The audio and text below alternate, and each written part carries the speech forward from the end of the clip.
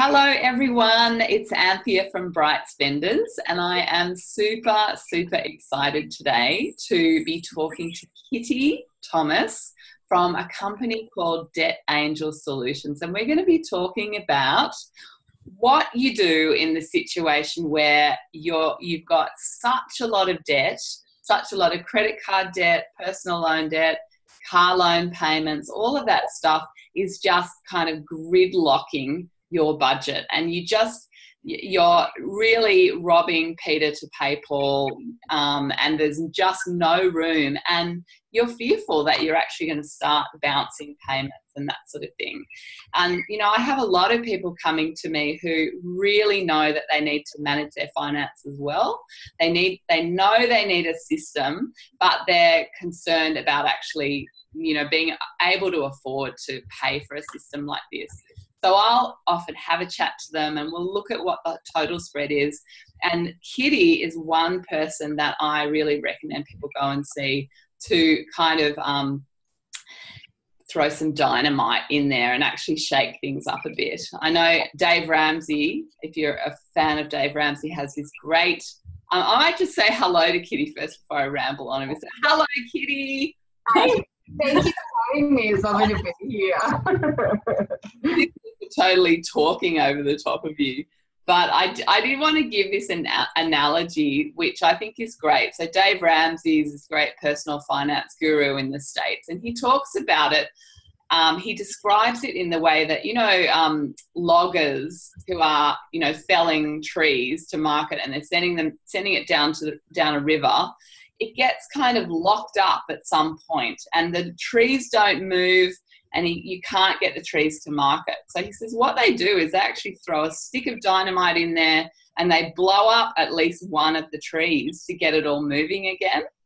And, you would think, well, that's all their hard work, all their effort has gone into felling those trees. Why would they destroy them? But in actual fact, sometimes you need to take drastic action to get things moving again so that you can free yourself and get, moving beyond that kind of stalemate.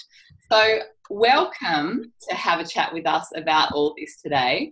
I would love for you to just give us a bit of a background and let us know why you do what you do.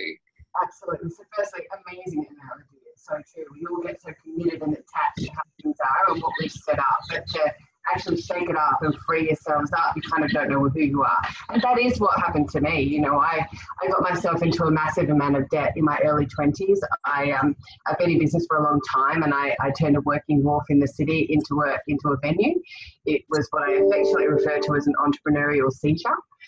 It was fabulous. I loved it and put on some of the biggest and best events Australia's ever seen. But unfortunately, at that time, there were no ticketing regulations. And basically, bottom line, the promoter I brought in to do one of the events basically didn't have the capacity to fill. And I got a sense like I knew something was wrong, and I confronted him. And anyway, long story short, I pulled his event a couple of days beforehand and lost 75 grand. That day, which hurt in my early 20s, let me tell you.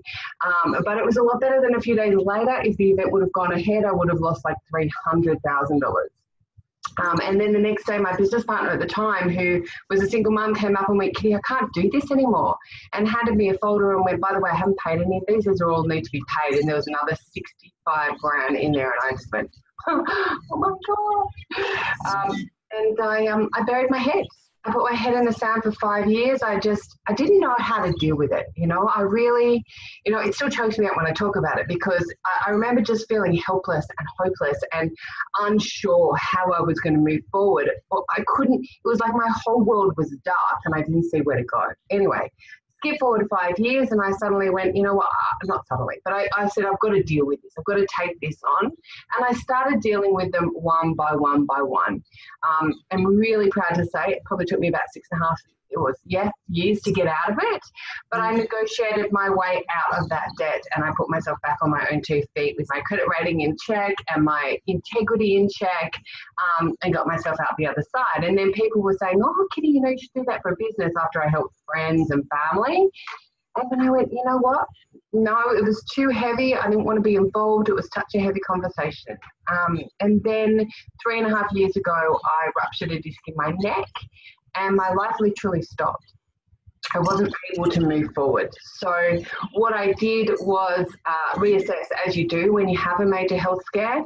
I had emergency surgery. I couldn't do anything. And I really reassessed my life and just went, I need to make change. I need to stop other people getting so stressed out that they hurt themselves through the stress and of their environment. And, you know, things happen all the time in situations where people get into debt via whatever, a change of circumstance where they just don't know what to do. So I went, yeah, it's time. And Debt Angels was born. So a little bit about my kind of how I got to here. You know, I'm very, very proud of what we do, how we do it, and what we make available for people.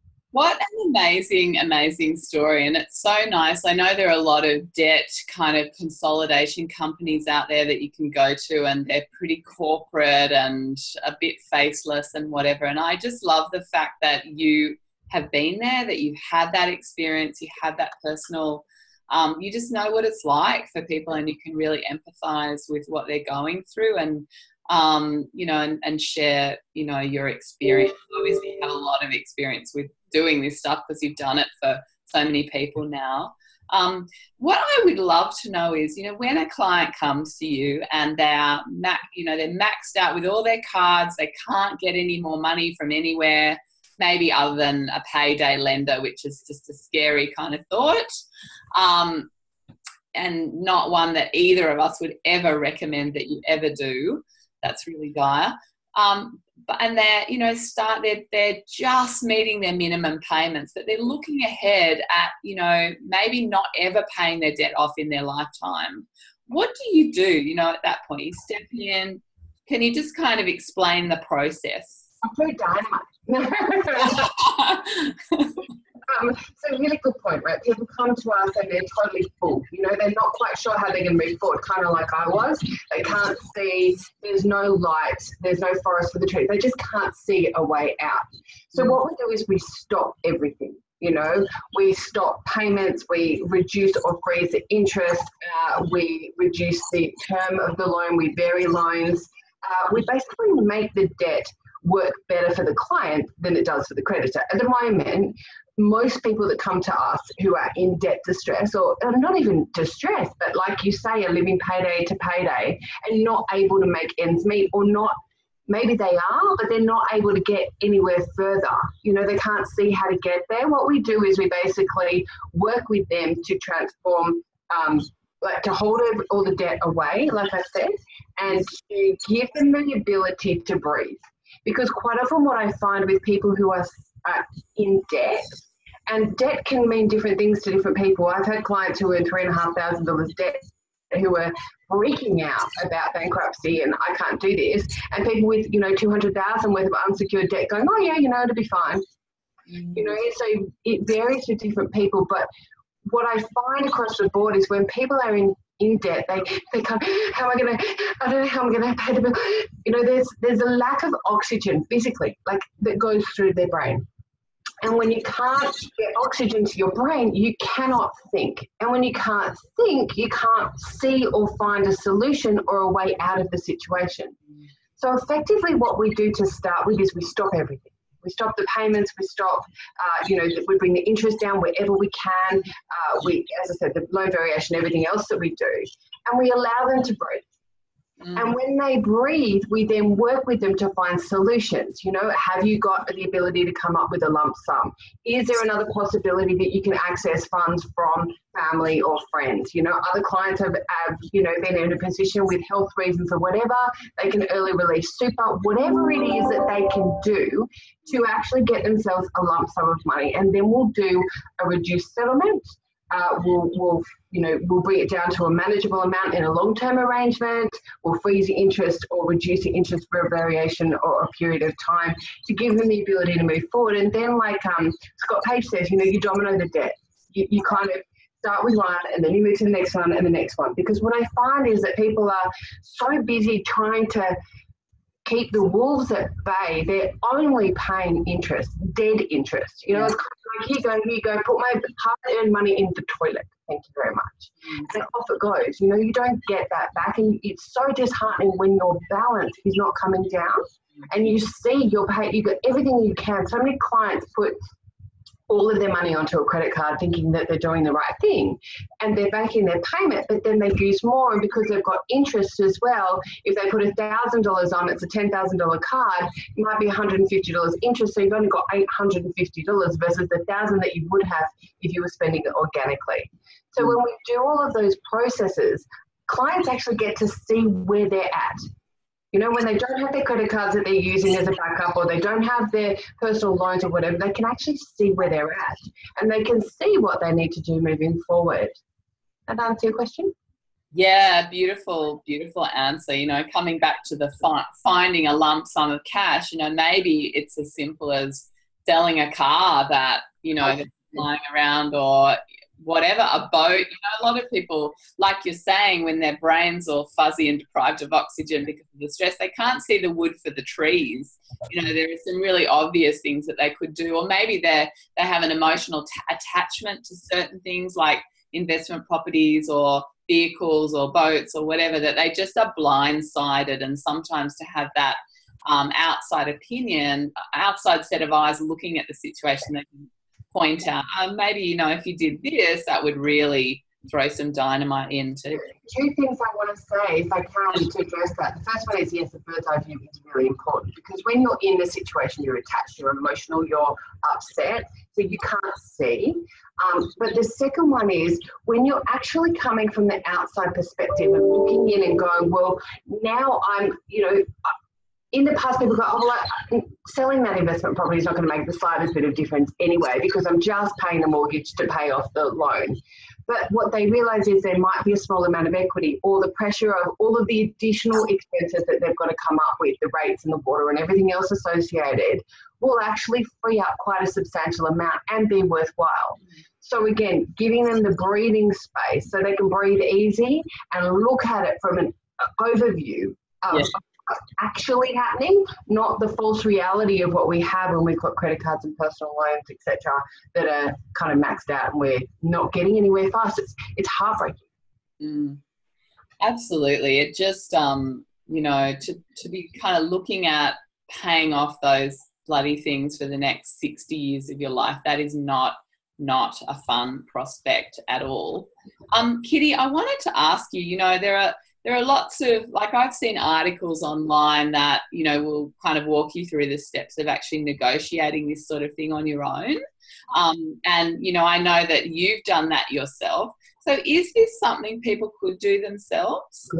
Absolutely. You know, people can definitely take this on themselves. They can, you know, do what they can, the best that they can. I guess the problem, and I got really upset with one of the major banks the other day, because I met somebody who kind of looked at me, and I kind of, you know, I know what I can do and how far I can go. So when this person said no, and I knew that you could, I said, listen, either you sort it out or I'll speak to your manager and they'll sort it out, you know, because I knew how far I could go.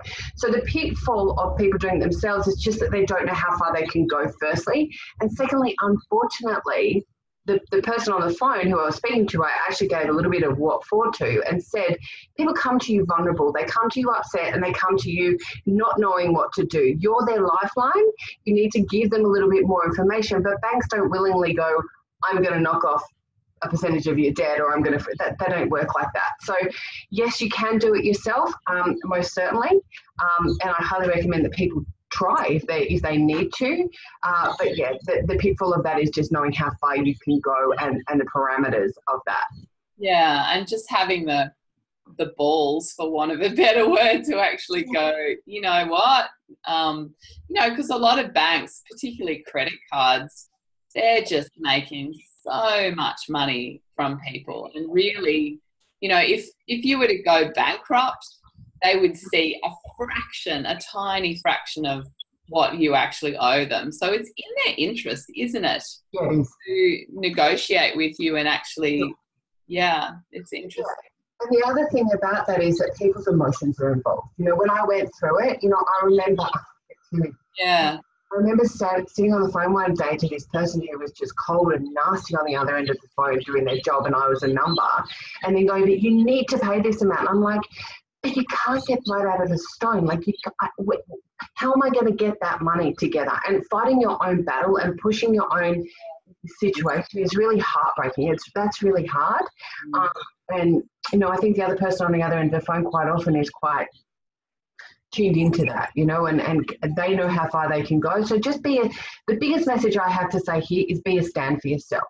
Be a stand for yourself, be a stand for your environment and your situation, and be open and honest in your communication. Yeah. And, you know, and maybe if you have doubts about the process and you're just not feeling confident, then, you know, someone like going to see Kitty and getting her to be that third party for you who's going into bat for you, you know, it's really is money well spent, definitely. Obviously, it's not a free service, you know, her fees and everything depend on the situation and all of that kind of stuff. So you need to have a chat to her as well about that. This is one thing that for us and anyone that you go to see, I highly recommend that you make sure, like for us, we won't take a client on if we're going to cost them any more than they're already spending. I just won't ethically. So just make sure that all the fees and charges are up front. You know what you're getting and you know what you're doing. Yeah, absolutely. Yeah. I think that's a really important point. And, you know, just I know that we want to not be talking too long today, but I just wanted to say that, you know, just to make that important point that sometimes I see people, you know, they'll go and consolidate loans or they'll refinance and they'll think that that is the solution. And then they'll just continue on their merry way with all the habits that got them into that position where they needed to, you know, mortgage in the first place.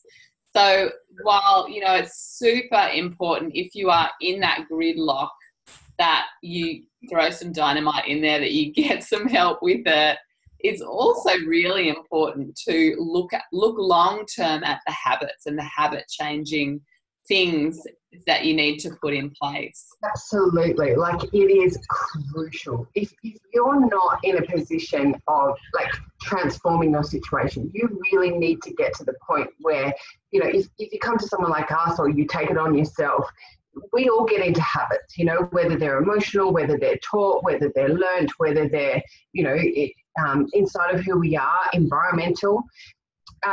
Really making sure that you transform, like if you're committed to this process, transforming the whole thing. Getting out of debt is only part of it, you know, getting yourself into healthy habits that actually move you in the right direction so your life can go, instead of going like this and back and then like this, you want to keep going and moving in the right direction and transform your life entirely.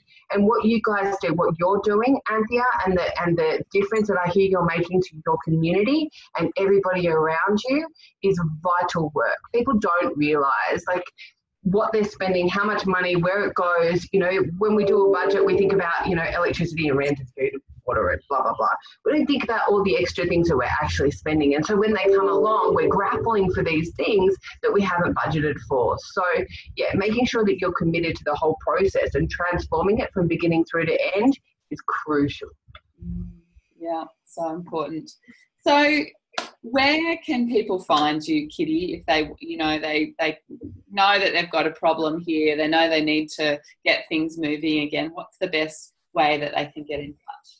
So we have a Facebook page, of course, Debt Angel Solutions, and you can see a whole lot of reviews and recommendations that people have, because, you know, I think that's really important that other people see what you have to say, not you talking about yourself. And we have debtangelsolutions.com, or you could call directly on the 1300 722 560 number. I speak to everybody. I have conversations with everybody and go through. It's a free consultation. We'll have a half an hour or so chat, however long we need to talk, and get a sense of who you are, where you're going, and then I'll give you an overview and an assessment of what I think a possible strategy would be moving forward. And if you're right for us, we have criteria as well, and it's really important, and it kind of plugs into what you were saying before. People need to be serious about transforming their situation. Communication is key, and letting people know kind of where they're at, and staying, you know, front and center and committed to the process. But yeah, if people want to give us a call and have a conversation, more than happy to have a conversation and help people help themselves get back on track and thriving. Beautiful.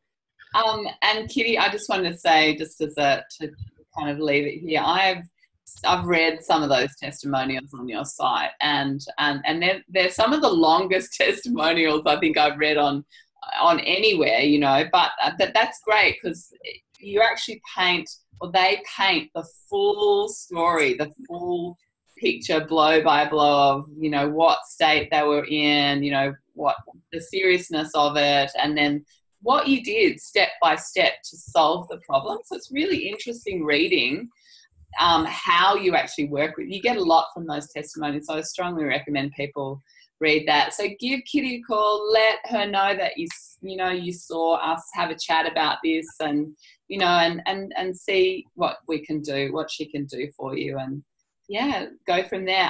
I'm so grateful that you came on today and we had this chat. It's such a you know, like I see so many different types of people, and a number of people come to me and they know they need what I do, but they're so gridlocked that they can't quite get there. So I'm so happy to be able to recommend people see you and, you know, get them into shape so that they're really, yeah. Thank you. Well, you know, I think, you know, what you offer, what we offer, the team and the dynamic behind it, you know, it really is an opportunity for people to get their lives on track again. And, you know, let's face it, people don't wake up one morning and go, I'm going to get into debt. It doesn't happen like that. Life happens. People don't need to be embarrassed and ashamed of their situation. The first step is taking responsibility and standing forward and going, I need some help. And credit to anybody who does that, whether they take your service or my service, you know, acknowledging where they're at and taking responsibility and moving forward is going to get you where you want to go anyway. Beautiful. Well, I think we'll leave it on that point, because that was so well said. Thanks, Kitty. Thank you for having me. It's been a pleasure. Okay.